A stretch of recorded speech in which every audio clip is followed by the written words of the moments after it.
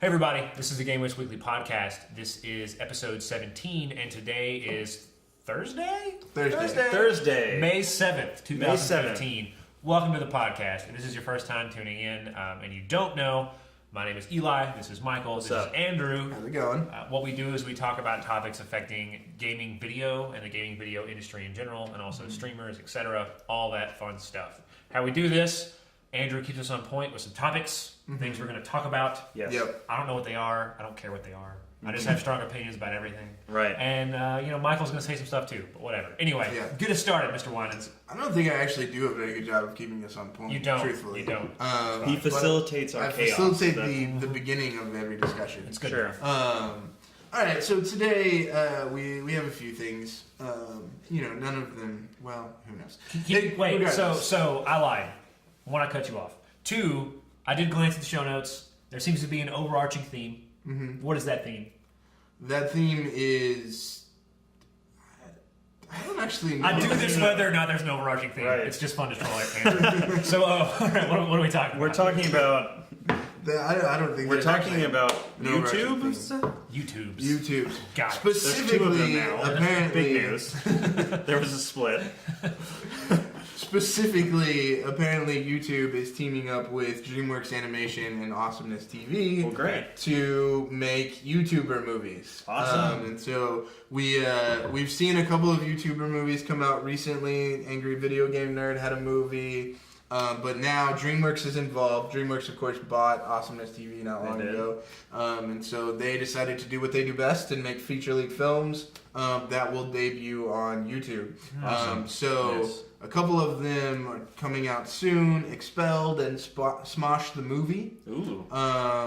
They're going to star YouTubers, premiere on YouTube. I need some context here before I can form an opinion. Okay. A knee-jerk opinion. They're all knee-jerk opinions. Right. So DreamWorks bought Awesomeness how long ago? 2013. 2013, years, yeah. right? Mm-hmm. And so they did a movie with Angry Video Game Nerd. Yes? I don't think that was through I don't think so. Awesomeness. I think Okay. he did his own movie. Okay, so Right. was it through DreamWorks or he just did a movie? I think he just did a movie. How did that go? I have no idea. I know he neither. I didn't watch debuted it at a couple of conferences. Mm-hmm. I think it was reasonably well received by his fan base. Okay. I never saw it. So the point here, let me see if I can get to the point.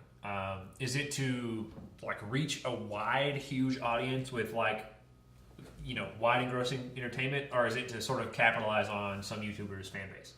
I think it's probably to capitalize on fan base. I think that DreamWorks sees a huge audience. I mean, they're doing Smosh the movie, right? So this is a massive audience, Right. And it's saying, well, they do great with their short form. Let's try long form. And the idea, So I think, DreamWorks lends their expertise and there's probably some money. and I think that the idea is that with long form, with short form content, it's hard to take that off of YouTube.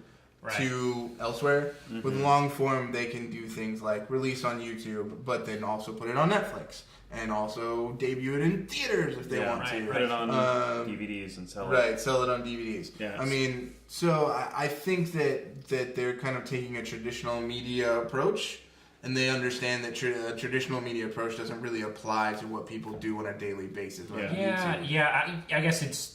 If you're a fan of one of these YouTube channels, it's your opportunity to see what they can do with long form. Right. Yeah, for sure. Or something that you'd sit down and watch in a theater. I don't know.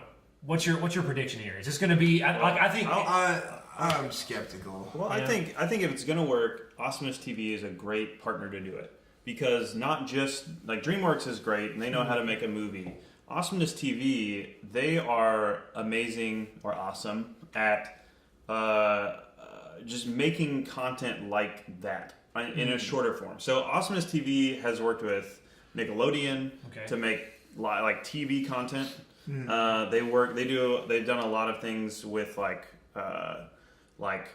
don't know, just content for kids, content for have they done girls. MTV stuff too? Maybe so. I don't know, man. And so they just have. Are they the ones that do the Fine Brothers TV shows? I can't remember. I don't know that for sure. It may be, but what I think is cool is that they're not picking up somebody like oh, let's pick the biggest MCN out there in the world, Maker or something, and like let's figure out how to make a movie. It's like these people have done large scale live action production for traditional media outlets already, and so kind of combining that, like Awesomeness TV knows the YouTube side, and they also are working with DreamWorks that know the how to make a movie, because it's I've never made a movie, but it seems very involved. And different than making short form. So if they're going to do it, this seems like a great partnership. Right. Yeah, I think this seems like an interesting experiment for this kind of idea. You look at traditional celebrities like your Will Smiths and your Robert Downey Jr.'s or whatever, people that just by virtue of being in the movie bring a huge draw. Sure. And so maybe they're trying to prove that with the YouTube celebrity, right? Your YouTube celebrity, will you have a huge draw? What will it be? I think it'd be awesome if it was like larger than a conventional celebrity. That'd be a really shocking thing. Yeah, sure. And but I think for this to kind of gather a head of steam, you're going to have some kind of breakout successful film. Like it's just successful by virtue of being an excellent movie. Yeah. Exactly. Well, but also too on that same note, like these seem like they're going to fall more in like indie land, right? Where it's going to be like it's going to cost $2 or $3 million, and then maybe it's going to make more than that on sales of like ad revenue, VOD sales, Netflix contracts, stuff like that, where they can churn out a lot of these things. Maybe not churn them out, but like be thoughtful about it, hopefully, and make a good movie, but be able to make them more quickly and less expensively for smaller audiences that are interested in that kind of thing, and use that sort of like build the profile of the studio, build the profile of what they're doing, and the stars themselves. I mean, my biggest worry about this type of content is not, like, I think you're right. I think that it'll be a fairly low budget. They'll be able to recoup and make some money on it. My biggest worry about this type of content is that YouTube content, and specifically you look at the YouTubers that they're picking, like Smosh, right? Yeah. Is so focused on those guys and who they are and what they do and their personalities. And you look at the way that movies that try and capitalize on a particular personality as that personality tend to have issues in terms of like the writing gets a little stilted, the acting gets a little stilted. I mean, it's whatever that Kelly Clarkson movie was that came out right after American Idol. Yeah. She did some musical. The other guy. From Justin to Kelly. Yes. But I mean, it's this kind of thing, He's right? got Like it down. He knows. He's seen it. You take these. I have not, in fact. But you take these. It's a marathon between that and then the Britney Spears movie Crossroads or whatever. I get it. Okay, That's Angela's Friday Night. It's that kind of thing, right? So it's a question of like, do they take these people and put them into fictional scenarios and then say, we're going to use your actual personality in a fictional scenario and we're going to make a movie out of it. Right. Which tends to, I mean, I have every faith that they can do it better than it's been done before, but in the past, that formula has not yielded great results. Yeah. Right, and so you're talking about taking like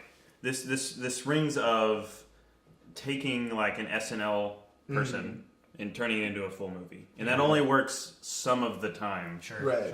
Or say something like an All That character, for instance, Good Burger.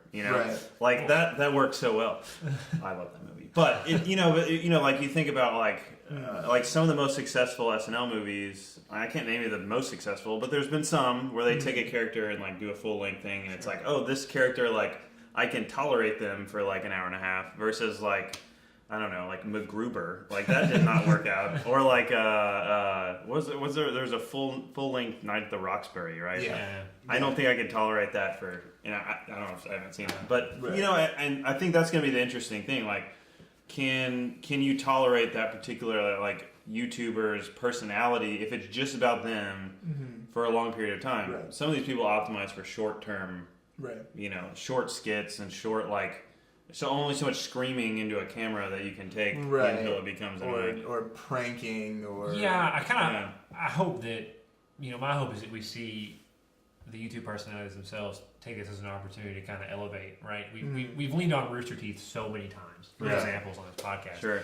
But, it's a similar example. You see now with Rooster Teeth's, they're writing and doing Laser Team, right? And that in my mind is just elevating. Like, unless the movie's a total flop, the trailer made it look great, But if the movie is really great, I mean, that's all elevation. You've just taken these guys and you've pushed them into this new realm of legitimacy. Look, we can make full-length movies now. Right. And I would love to see this as an opportunity for YouTubers of that caliber to say, look, we can be, not only are we huge on YouTube, but look at how respected we can be in this space. Like, we can play with the DreamWorks, we can play with all the other production companies and say, look what we can do here. So I hope that's what happens. And that's why I go back to that original statement I made, that it's going to take like a breakout movie, a movie that's good for the sake of being good, for this to happen.